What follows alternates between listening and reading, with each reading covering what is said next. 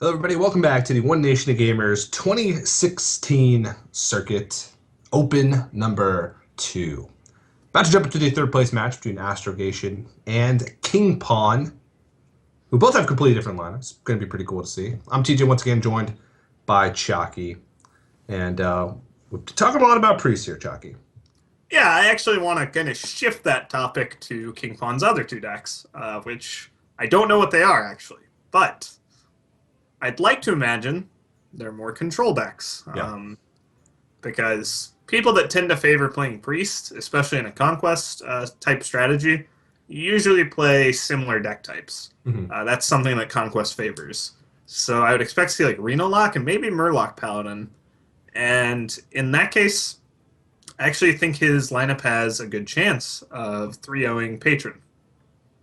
Yeah. And, we talked about it earlier, but having a strategy that revolves around countering one deck, or even if it's not your strategy, if it's unintended, having a lineup that counters one deck of your opponents can sometimes work out, because if you can deny that one deck a win, you're gonna win. Because in Conquest, you just can't have a lineup where one deck can't win. So it's gonna be interesting to see. Also have to keep in mind Astrogation's other two decks, Secret Paladin and Zoo.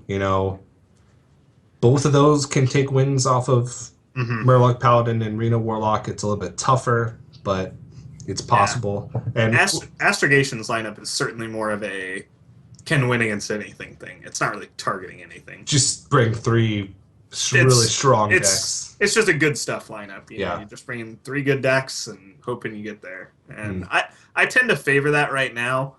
I think I've been seeing that have a lot more success in opens, because the longer you go through an open, the more chance you have of your targeting strategy having no target. Yeah. So for King Pawn, maybe he had targets last match and it just didn't fall through. I think he definitely did. I think Secret Paladin is probably a targeted deck of his, sort of, but I don't think it's a great deck to target, because as literally everyone that's played Hearthstone in the past months knows, eventually you're going to get curved out, and it's going to feel bad. It always feels bad. Yeah. And so Astrogation, we talked about, he had a really close match with Eversiction earlier, where he sort of got the other end of the fantastic curve in his Secret Paladin games, where in 2 games he didn't draw Mysterious Challenger at all, and he finally found a win when he did draw it. He did. Yeah. He got his mulligan and he just kept it. Yeah. So we've seen the weaknesses of that deck, and we actually don't know for sure what King Pawn has. You guess that it's Reno Lock, Murloc Paladin with the way that he brings Priest, but I think he might have Zoo and Secret Paladin as well, and he might just have Priest. These just might be his comfort decks. I think it could be Secret easily, because I mean, when you're in a position like he is, where you don't play that much ladder and you're just starting out tournaments, the tried and true strategy is just bring what's really good. Yeah. And if you want to know what's really good, generally it's what people complain about. And probably the number one complaint is Secret Paladin. So people still complain about Hunter, and Hunter's not great. Hunter is pretty bad, yeah. Definitely hasn't gained anything in the past few sets. So if it's, whatever it's using, it's still kind of limping on from 2 sets ago. Yeah. All right, well, it looks like we are jumping in the first match. King Pawn once again throws out the Priest first, and Astrogation once again throws out the Paladin first. All right, well, we're going to have to see if Priest can finally manage to get a win. Yeah. In the meantime, people that are tuning in, head on Twitter and let us know what you think the best removal is in the game. The best single target. Hashtag Hex. Hashtag Hex or hashtag Entomb. Some guy replies like, hashtag Naturalize. What I love Mildruid. Yeah. Make sure in that tweet you tag at Geico Gaming, as well as Azumoqt and Chakki_Hearthstone. There you go. Yeah. And if you're wondering, if you're looking through the list of Chakkis and you're like, man, which one's the real one? I'm Twitter verified, so. I'm Twitter verified in my own heart. Well, it looks like a good opener for the Priest. It always looks good at the start, you know? Yeah. You're always like, maybe this will be it. This is the game. Yeah. This is the one I'll win. You're like, look, I've got the Entomb, I've got the Light Bomb, I've got Belter, I've got Cabal, I've got everything I need. Everything. How do I lose? He'll find a way. Yeah. I feel like I'm being so harsh, but Well, the thing about Priest is that all their power falls on 6-drops. well, like, look what happens when this Haunted Creeper gets kings. Like, what's Priest's answer to that? What do you do? Wild Pyromancer, heal face. I guess, and then it dies to the Coghammer. Yeah. Like, see, this is where things just kind of get ugly for Priest. It's not those really clean turns where you light bomb and kill everything, or you entomb their Tyrion. Those are great. You know, leave you with a good feeling. But when you have this awkward 5/3 death rattle taunt thing, what do you do? And for King Pawn, I would say his play, is probably just Injured Blade Master, because that at least doesn't die to the weapon. Yeah. But then he's in a situation where, you know, it's pretty easy to contest. Then he's in a situation where he's a priest. Yeah, that is exactly what I was thinking. He's in a situation where he's found himself with priest cards in his hand. Well, I mean, Keeper of Oldemon is not that great for astrogation. And, I mean, this is a game where King Pawn's at least going to make it to that Light Bomb turn. He's going to make it to the Entomb turn, so he's going to have time to get to the turns he needs to and clean up the board. It's just a matter of if astrogation draws well enough to bust through those turns and keep going. Yeah. This is a really weak turn, though. Yeah, it's definitely awkward. It feels bad playing. Yeah, I think I like Keeper, and I wouldn't play a Secret because there's no way it's getting procced. And you're challenging next turn. Yeah. So you want to get as much value out of the Mysterious Challenger as possible. If you play a Noble Sacrifice, that means when you play Mysterious Challenger the next turn, there's still a Noble Sacrifice somewhere in your deck that you can draw later in the game. Ooh, we drew the Redemption. And they already used a Noble Sac, so all that pulled was Avenge and Competitive Spirit. Now, neither of those are that great. I mean, the Redemption was super critical because it would give him something after the Light Bomb. The Light Bomb can clear the whole board. And then all he has is Secret. Whoa! Priest is gonna win, man! It's gonna happen! How do you beat Priest with Sacred Paladin? It's overpowered. Whoa! Buff out your hands on turn 6 and they Light Bomb and remove it all the way. Well, it's not over yet, TJ. It's a good thing he has the best hard removal in the game. Don't count your Priest wins before they happen, man. Alright, he's got to Entomb. Now he's a little weak to Tyrion, to be honest. God, please, no. Not like this. It's okay. Come on. Just draw something mediocre. His hand is actually super good for the rest of the game. Yeah, like... He's still got two more boards. King Pawn's in a great spot. Mm-hmm. Like, Priest is getting there this time. Mm-hmm. It's probably some guy who's going to furiously go to Twitter and be like, Priest is my favorite deck. You guys are disrespectful. No, actually, I think Priest is not terrible. You know, Priest is a strong, independent class. It doesn't need no good cards. You know, sometimes you just gotta play Holy Nova from the base set. Mm-hmm. I think Excavated Evil is actually a pretty good card. Oh yeah? Yeah. I have hated that every time I've played it. They always just, like, you're always like, yeah, I get to brick one of their draws now, and somehow, some way, later in the game, it bites you in the ass. Like, I don't know. You're like, here we go, I'm gonna win, and they rip Excavated Evil. All Yeah, right. and then they start to come back, and then you rip the excavated evil again and beat them with it. What if there was like some weird game where you both had like the paladin hero power, and you're both at 1, and every turn you had to play excavated evil, and that was the only card in both of your decks, or else you Uh-huh. lost, Yeah. and it just went to the 50 turn limit. Wow. Yeah. Has there ever been a Infinite game. competitive game that has gone to the 50 turn limit? I don't think so.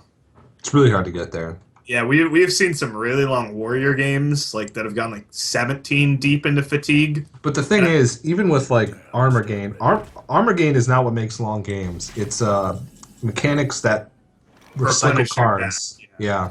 So you need like I don't even know what you need really. Like, I mean, Malorn goes a long way. Malorn. I was thinking more of oh Yeah, I man, mean, Entomb helps, but your opponent also has to gain cards. Brand Bronzebeard plus Iron Juggernaut. Well, that doesn't actually extend. It's just You need less. Elise. You need Bran is it? Elise. Brand Elise, yeah. Also, Let me change your mind. We're like theory crafting how to drag out a game as long as possible. yeah. Ah, man, Speaking of dragging out a game as long as possible, man, Priest wins. Are Yeah. just the longest thing ever. I, Alright. I had looked away. Okay, he conceded. All right. So, I like how we just zoned out after a while.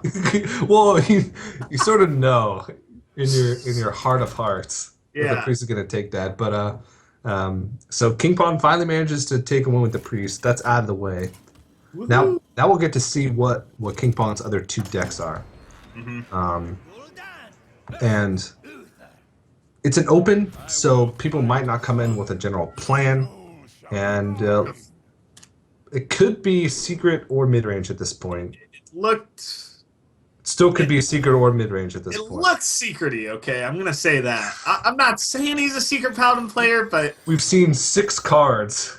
oh, I called it. The soul read. Ah, man. Nice. All 6 of those cards are all staples in mid range paladin. Who plays mid-range paladin, dude? Jab, Does he? the guy that King Pawn beat. See, losers play secret. Losers play mid-range paladin. That's who. Oh man, poor Jab. This is a good start for Ashiegation. He's laying on a lot of pressure. There's definitely secret paladin things that fight for board, though, and one of those things is mustard for battle. Yeah. So, Ragnaros is always that card that's in Secret Paladin that you know that sometimes it's there, but you never expect it. I don't think you ever like. Does anyone ever consciously like play around Ragnaros like in any deck? I don't. In a way, there's not really too much of you can't way to really do play it. around it. Well, like, okay, the only time I ever hear of people playing around it is where like you want to BM. Like this literally happened at the Red Bull tournament. Like Okay. Tides wanted to BM. He's like, what if I just heal him? And Hafu was like, Why? does he have Ragnaros? Yeah. I'm like, oh yeah, Ragnaros would actually beat him here. So he played it safe and didn't BM. Well, the thing is, it's like the only time you ever play around Rag against Secret Paladin is when you know you have a for sure win, and the For only sure. thing that beats you is Rag. And you're at like exactly 8, and you're like, I could go to 9. Yeah. If I trade in this 1/1 as opposed to taking 1 damage to my face with this Light's Justice. All right, TJ. Well, Secret Paladin is it's a little behind, but What's the meme? stabilizes. What's the meme?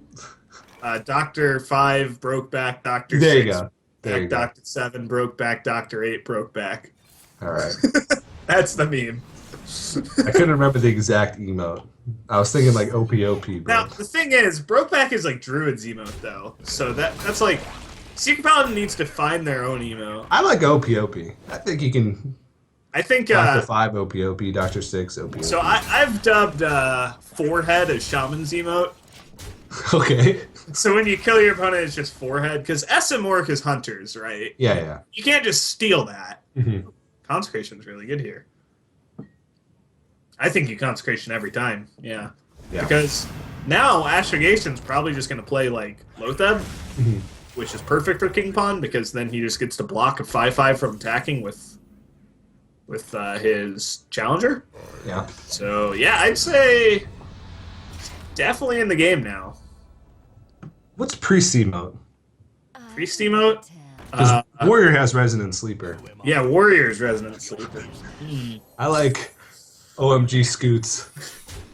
I don't think so. Yeah, I think OMG Scoots is priests. I don't think so. Yeah, I man. think it is. Why? Entomb OMG Scoots. Entomb OMG Scoots. Light Bomb OMG Scoots. Cabal OMG Scoots.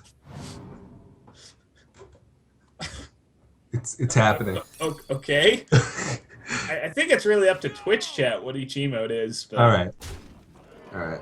man, now I'm like thinking about all of them.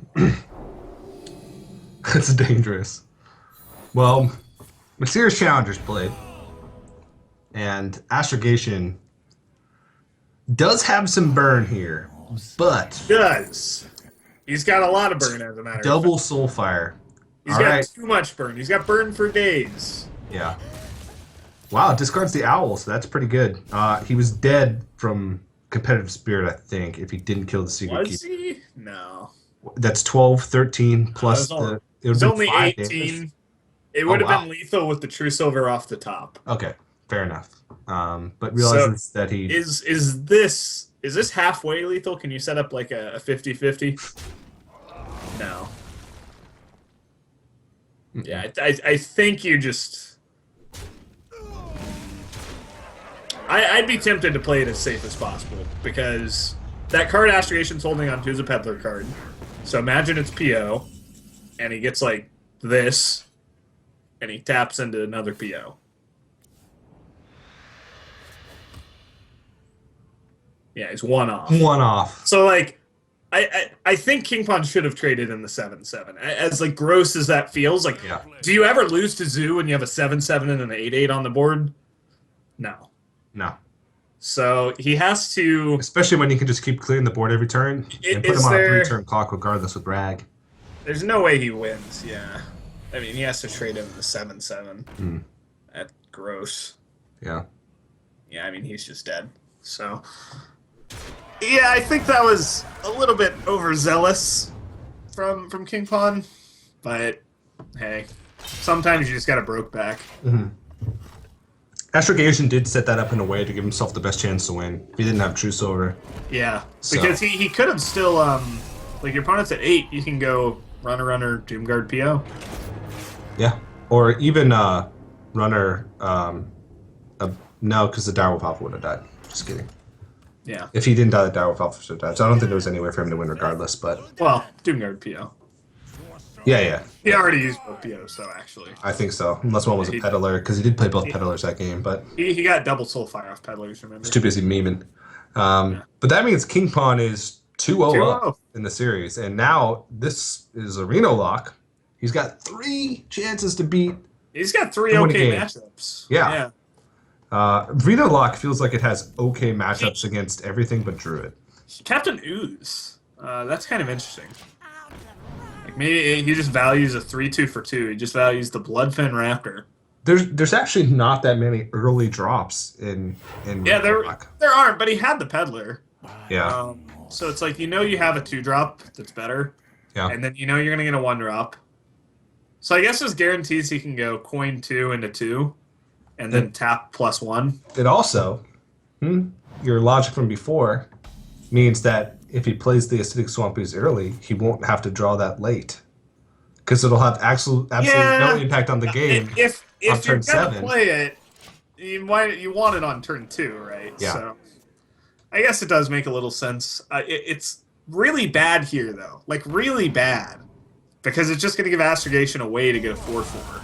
Like, Astrogation's very happy to play this Abusive Sergeant. He would have been sad if his opponent went tap pass. Because then he developed 1 power instead of, 7? Like, And he wouldn't fit Wow. his curve.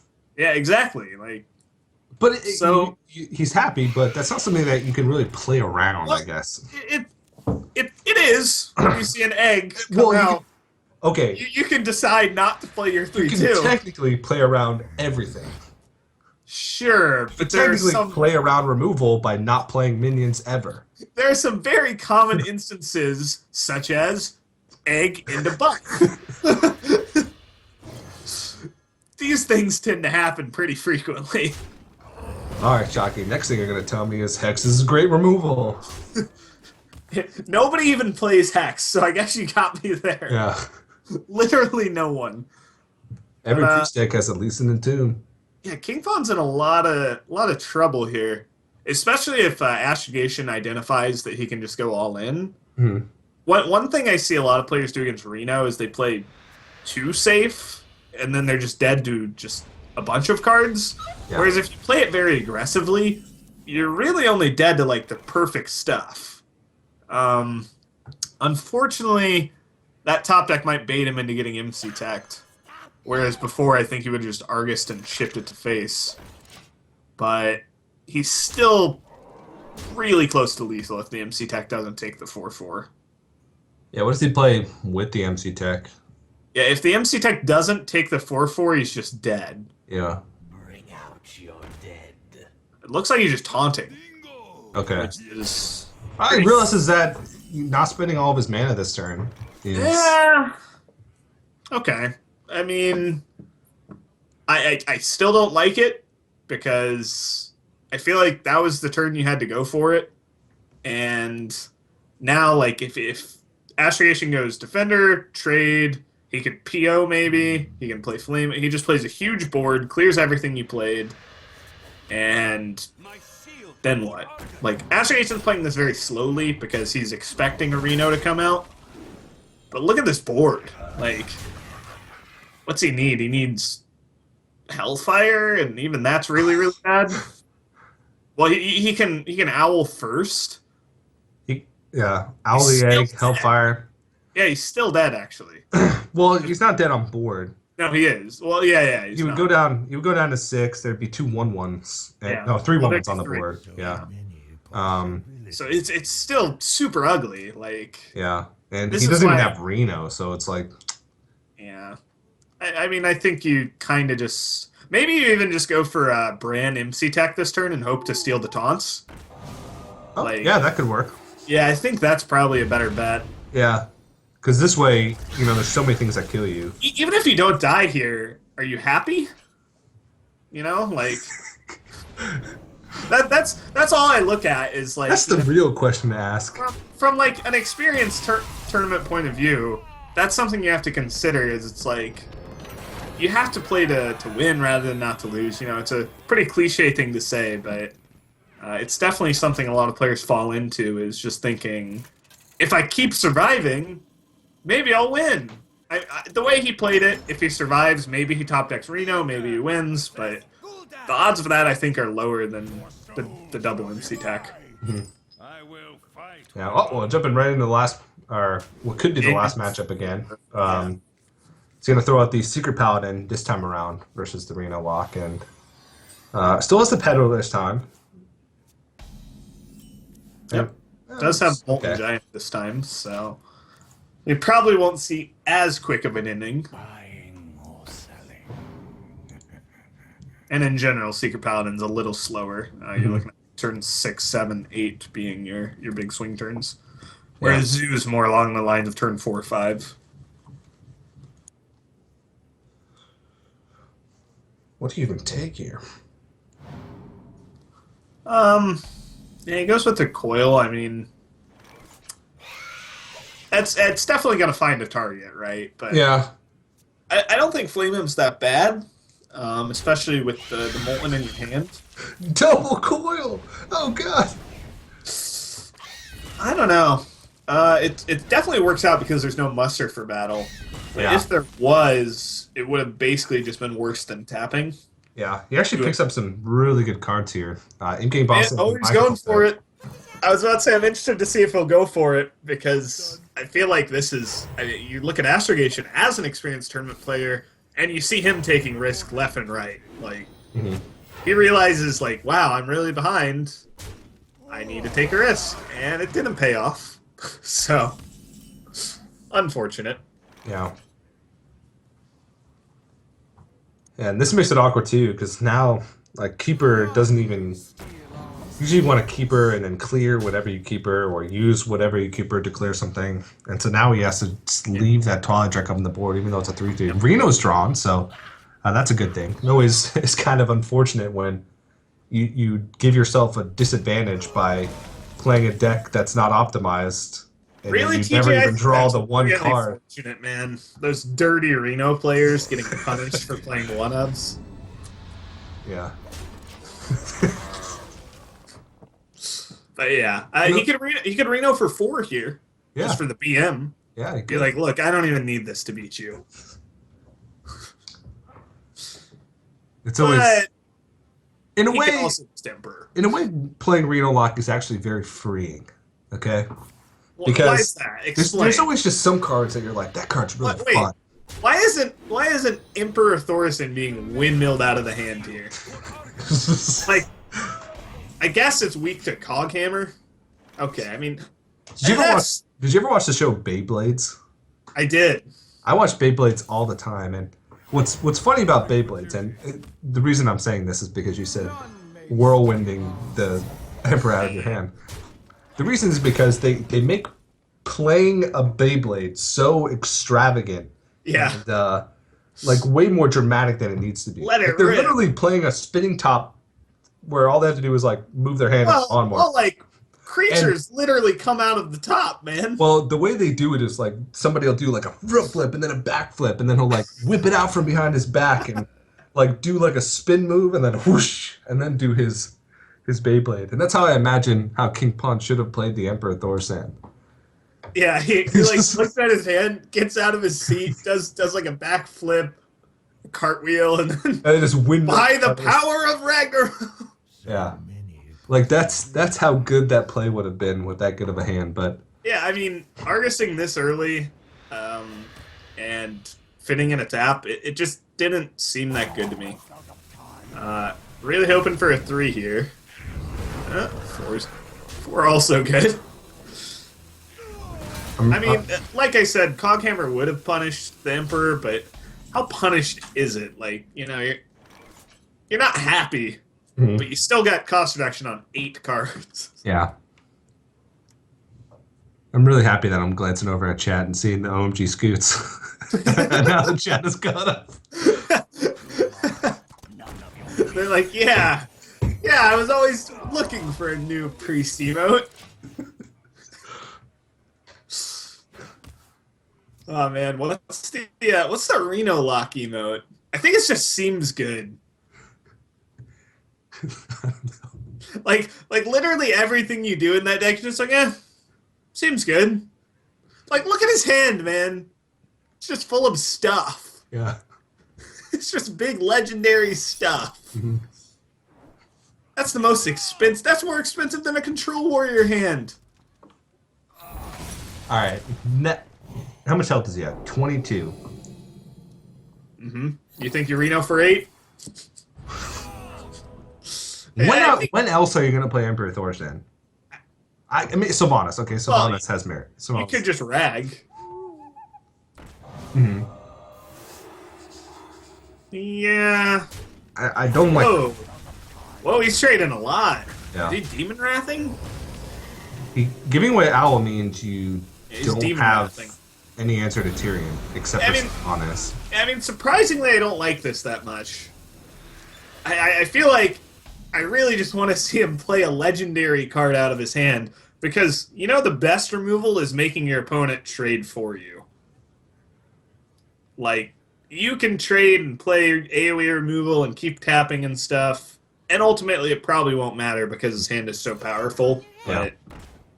But I feel like the best removal here is just playing an 8/8 or a 7/7 or something, and just forcing Astrogation to trade. If you play Bran and Reno, does the animation go off twice? I think it does, but it's kind of like overlapped a little, Oh, so it's not as cool as you'd imagine. yeah, I'm a little disappointed. Yeah. Well, now his hand is pretty much just all threats. Yep. And that mind control tech, which is just crying himself to sleep tonight. Yeah. Get ready for the tap last memes. I always appreciate that. Yeah. What's the emote for tap last? Tap last is like fail fish. Yeah, Hands easily.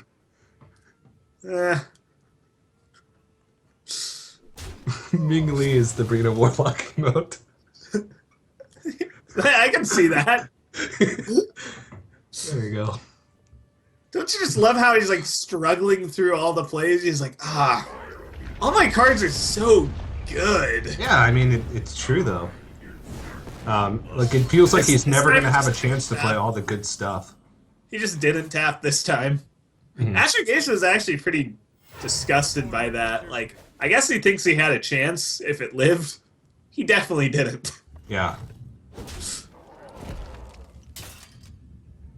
I don't know. Maybe, oh, man. There could have been some shenanigans that actually could have killed him last turn. Like, if you kings your Tyrion and then you have, like, a BGH, that's 15. Yeah.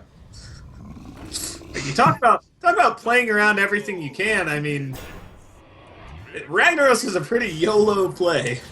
Yeah. Yeah, and this is pretty much going to lock up the game, because Astrogation has nothing.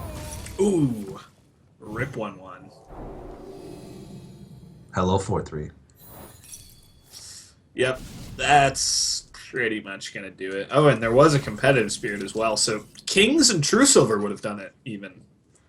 He would have had 7 on Tyrion, 4 from the Kings, and 4 from the True Silver, so...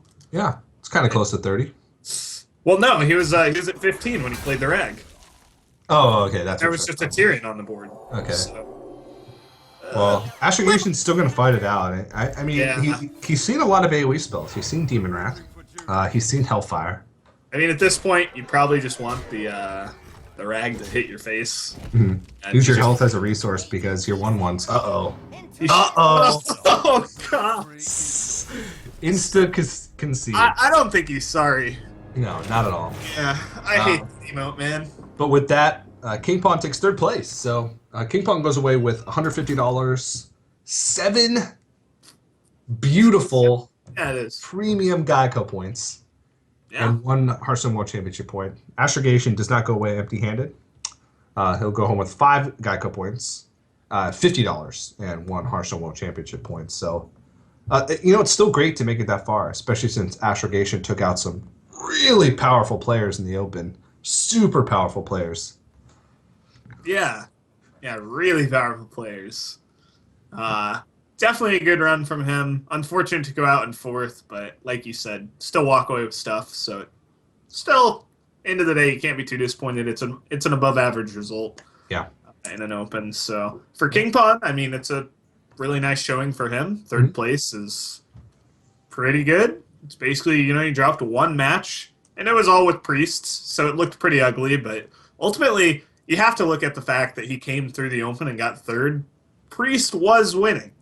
Yeah. And it won this series, so pretty nice lineup from him. Pretty well played with most of those decks, and he will move on, grab some points, like he said, and suddenly a contender for maybe a future feature tournament. Yeah. He's going to be able to pocket those Geico points. And speaking of Geico points, Chakki, if you guys want a chance at earning your own Geico points, you can head over to geico.onog.gg. It's the official website for the 2016 circuits for ONOG. And you get over there on the top right, I think, there's like sign up or tournaments. And you can hit on that. It'll let you know when the next Open is. Also let you know like the pricing breakdown, the structure of the tournaments, and lots of really good stuff on the website. Also, you can enter in, if you get a Geico quote and you register on the front page of that website, you enter in a sweepstakes to win an Alienware PC. So make sure you guys head over there and do that. It's a sick PC. I think they list the specs right under there as well. So head on over there during the break and make sure you do that. Also, hit us up on Twitter. Let us know what you guys think of the Open. You can tag at Geico Gaming, or of course, mine and Chakki's Twitters are right below our beautiful faces. But with that, we're going to take a quick break. Next up is going to be the finals of Open number 2 between LBYS and Ever Siction. So don't go anywhere, guys. More ONOG 2016 circuit continues right after this.